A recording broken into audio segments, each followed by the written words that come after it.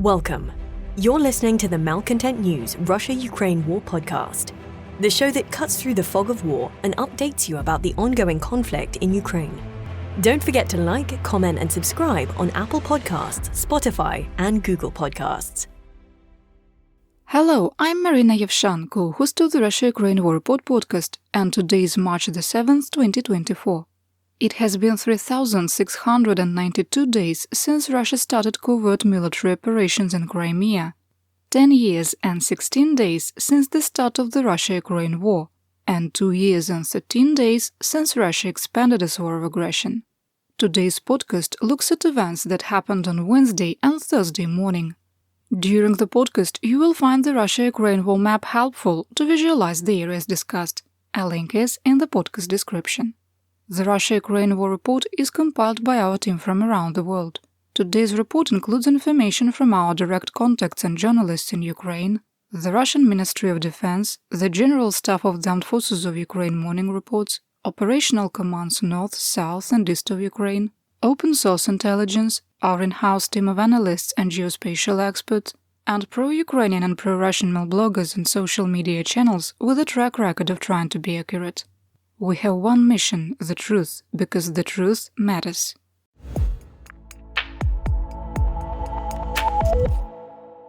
There are only minor changes from yesterday's daily assessment, so if you skip ahead, it won't hurt my feelings, because I won't even know. 1. We assess that Ukraine's acute shortage of air defense missiles will become catastrophic by April. 2. We maintain that while Russia holds the initiative throughout the theater of war, the ability to sustain intense combat operations in more than 3 areas of operation has culminated. 3. Additionally, while it is premature to assess that Ukraine has stabilized defensive lines, Russian advances have been significantly slowed over the last 8 to 11 days. 4. We maintain that Ukraine has established strategic control of the western and central Black Sea after sinking or severely damaging 8 Russian warships in the last 8 months. 5. The United States has ended financial and military aid to Ukraine unless there is an unforeseen event that changes congressional leadership before the 2024 elections. 6. Due to necessity, Ukraine has shifted to a Fabian strategy to wear down Russian combat power while conserving resources. 7.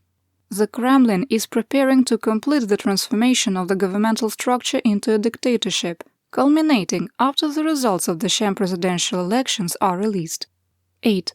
While the possibility of an intentional nuclear accident caused by Russian occupiers at the Zaporizhzhia nuclear power plant remains low, the condition is more serious than what the International Atomic Energy Agency is reporting. 9. Russian aligned assets have co-opted the ongoing Polish border blockade, which has become an open act of hybrid warfare against Ukraine and the Baltic states.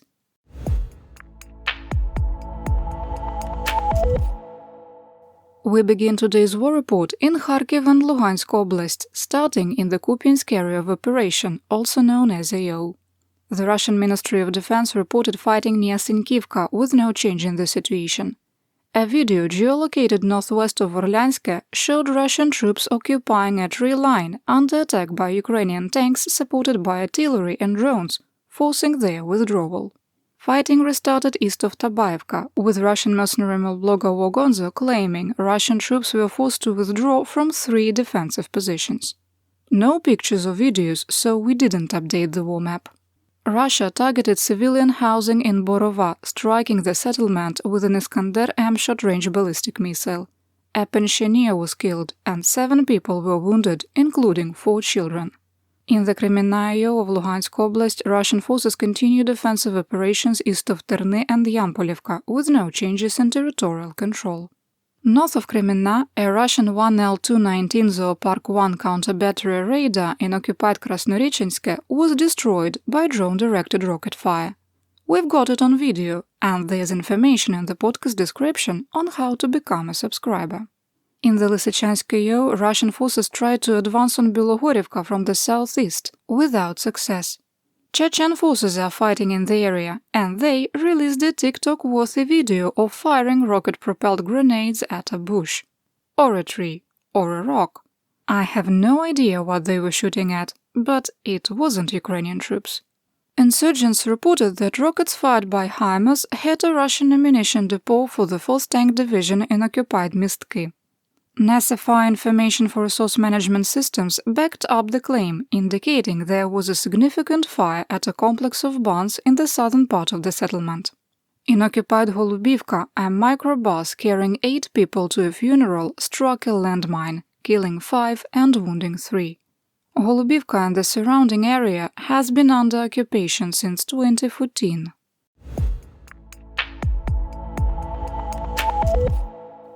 Moving south to the Donbas, we start in northeast Donetsk Oblast.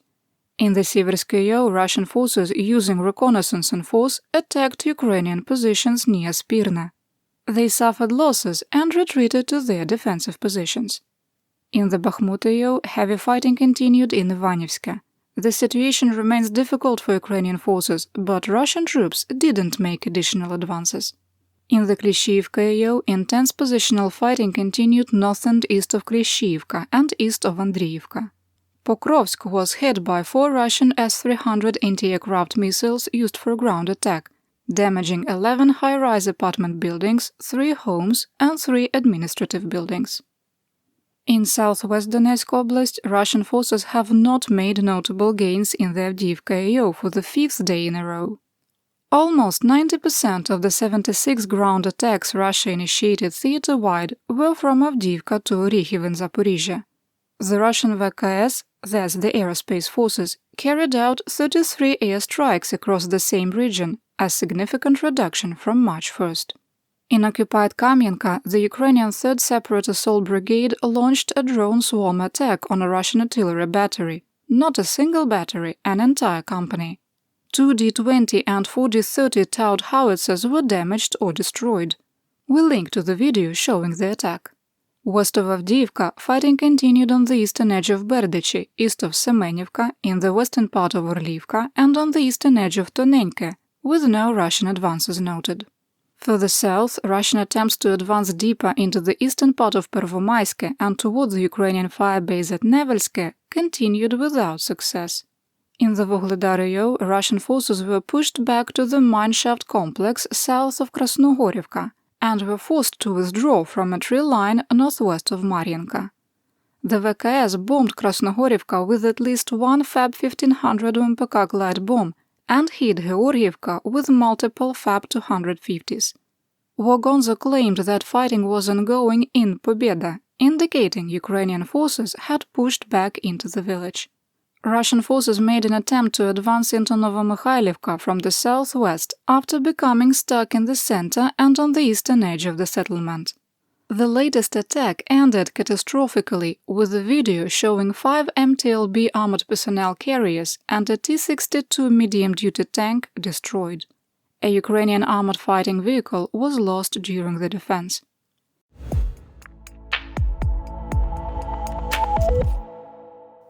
There continues to be only limited fighting in the Orikhiv area. Russia launched attacks northwest of Verbove and south of Robotine, with no change in the situation. In occupied Berdyansk, partisans assassinated collaborator Svetlana Samoylenko, who had been named the illegitimate deputy mayor for economy, agriculture and finance last year. Samoylenko was organizing the sham and illegal Russian elections in Berdyansk, which are slated to start on March the 15th, and was killed by a car bomb. On March the 4th, a squad of Russian soldiers wearing masks stopped 2 members of the Ministry of Internal Affairs in occupied Berdyansk. They ordered the police officers out of their vehicles, disarmed them, and placed them on the ground.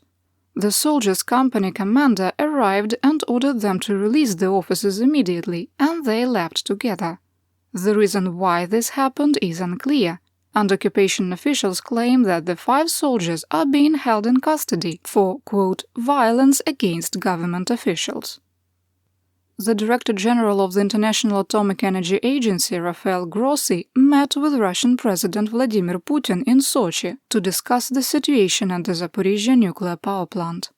There was no readout provided after the meeting.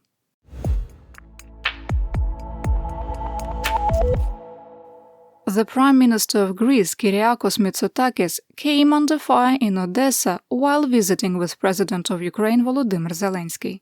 The meeting had not been announced. After touring the port of Odesa, the motorcade departed, and seconds later a Russian Iskander-M hit the port, 500 meters from the motorcade and 150 meters from where Mitsotakis and Zelensky had been speaking. Speaking with reporters, the Greek PM said, quote, "Zelensky and his staff showed us and explained the importance of the port and what is being done to restore and strengthen the Ukrainian sea route, and what damage is suffered during the attacks. At the very end, we heard the sound of sirens and explosions that were very close to us. We didn't have time to go to a safe place. It was a very intense experience." Unquote. The strike damaged port infrastructure and killed 5. The European Union High Representative for Foreign Affairs and Security Policy, Josep Borrell, condemned the attack. Quote, "The reckless air attack on Odessa, when President Volodymyr Zelensky and PM Kyriakos Mitsotakis were visiting to pay tribute to the victims of the March 2nd drone strike on a residential building, proves again Putin's disregard for any norms and his willingness to escalate." European Council President Charles Michel called the attack a, quote, "cowardly tactic that is reprehensible and below even the Kremlin's playbook." Russia claimed they were targeting a launch point for Ukrainian uncrewed surface vessels, without evidence. The spokesperson for Operational Command South, Captain Natalia Humanyuk, said that the attack was not related to Zelensky's meeting in the city, adding, quote, "It is connected with the terror that the enemy is carrying out quite methodically."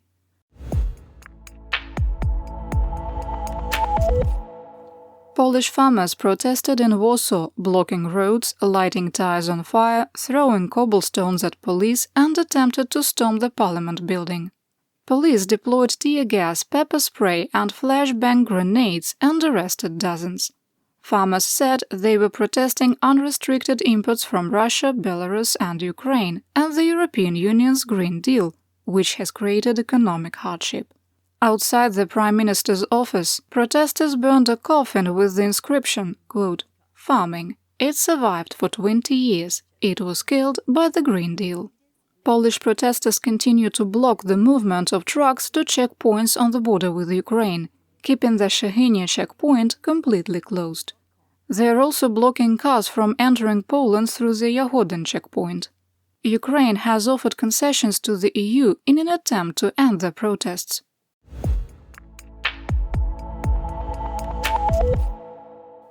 Things keep exploding in Russia. In Zheleznogorsk in the Kursk region, a Ukrainian drone struck a fuel storage tank at the Mikhailovsky mining and processing plant. The tank was destroyed and the contents burned off.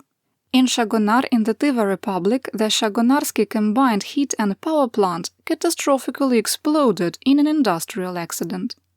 The blast killed 1 and wounded 23. Satellite images show the facility was already in a decrepit state. The Ministry of Emergency Situations said, quote, "The explosion took place in the station's boiler room, specifically at the fuel supply point with a belt container." Unquote.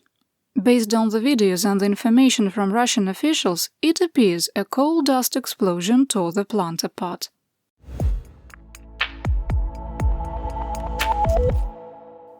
Here is my theater-wide update.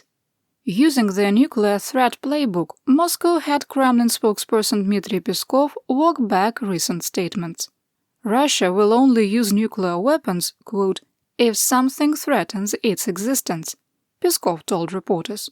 That's some weapons-grade gaslighting after numerous recent threats from Russian officials, including President Vladimir Putin. Pro-Russian blogger and wanted criminal Anatoly Shary claimed that he escaped an assassination attempt in Spain, with assailants targeting him using machine guns with suppressors, also known as silencers. Spanish officials made no statement about the alleged incident. Ukraine released a video showing a United States-provided Switchblade 300 one-way drone striking a squad of Russian soldiers. The Switchblade was one of the first military drones provided to Ukraine and quickly fell out of favor due to its high failure rate.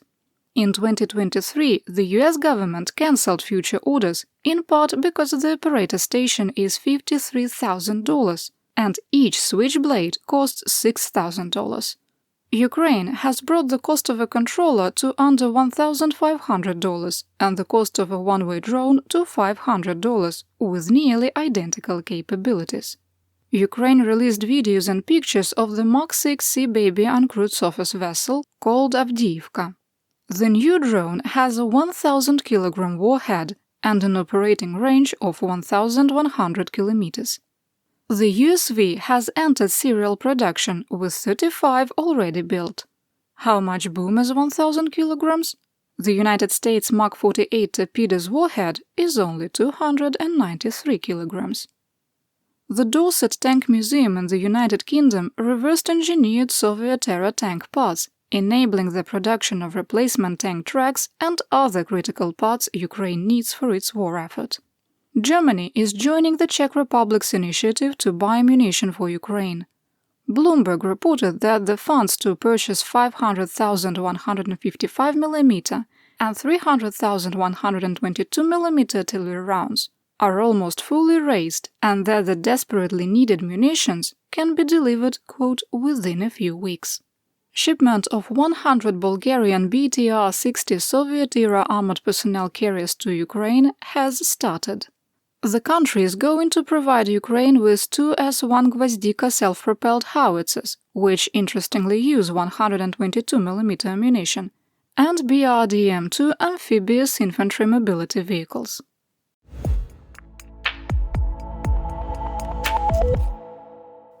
Time for another visit to the land of Mobiks, Mobilization and Mir. Yulia Navalnaya, the widow of Alexei Navalny, called upon Russians to protest during the upcoming sham elections in Russia. Calling the action a revolt, she asked that people start at noon on March the 17th and either vote against Putin or take other steps to spoil the ballot. Let me comment on this. In 2014, when Russia held a legitimate referendum in Donetsk, I didn't know much about hybrid warfare. But even I was smart enough to understand the plain truth. You show up at a polling station, your vote counts in favor of whatever the organizers want, regardless of what you do with your ballot. Take your time and draw the conclusions yourself. Armenia officials formally demanded the withdrawal of Russian border guards from the Yerevan International Airport. The Speaker of the Parliament of Armenia, Alen Simonyan, no relation to the Russian propagandist, said that Russia has only weakened border security. Kremlin spokesperson Maria Zakharova called the demand another example of, quote, unfriendly behavior by Armenian leaders. I'm not sure why she would expect Armenia to remain friendly after Moscow tried to overthrow the government last year. The deputy commander of Rosgvardia OMON forces in the so-called Donetsk People's Republic and commander of the Vostok Battalion Alexander Khodorkovsky dismissed those who idolize Stalin and Peter the Great and admitted that Russian commanders were executing their own troops. Khodorkovsky is the highest-ranking Russian official to confirm that extrajudicial justice was being used against Russian soldiers by their commanders. Quote, and I have a more than a sober attitude towards Stalin. His legacy lives on and manifests itself in the most unexpected situations. Recently, the company commander of one of the volunteer battalions was arrested, which is currently being disbanded and will be introduced into regular army structures. The company commander immediately wrote a confession that he had shot his subordinates. Situations at the front are different, and sometimes the situation does not allow you to carry out the order, and sometimes the person himself does not find the determination to risk himself. But not because Moscow was behind him, but because the man imagined himself to be the judge of destinies and gave himself the right to take lives. He shot at his soldiers who came to his unit voluntarily. He will be responsible for his deeds, but I want to note that he is not the only one who has this in his head. At the Wildberries distribution center in the Yekaterinburg region, Wildberries is Russia's version of Amazon. All employees in purple uniforms were rounded up and had their immigration and military registration status checked. More than 30 were taken to the commissariat to register for military service.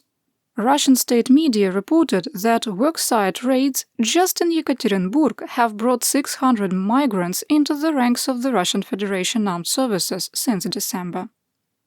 And that's what we know. Your support of my home, Ukraine, helps us make history and protect the future for all. You've been listening to the Malcontent News Russia-Ukraine War podcast. To help keep us independent, please consider providing financial support by becoming a patron. Want on-demand news in your hand? Download the Google News app and make Malcontent News one of your favorites to receive breaking news updates. Thank you for listening.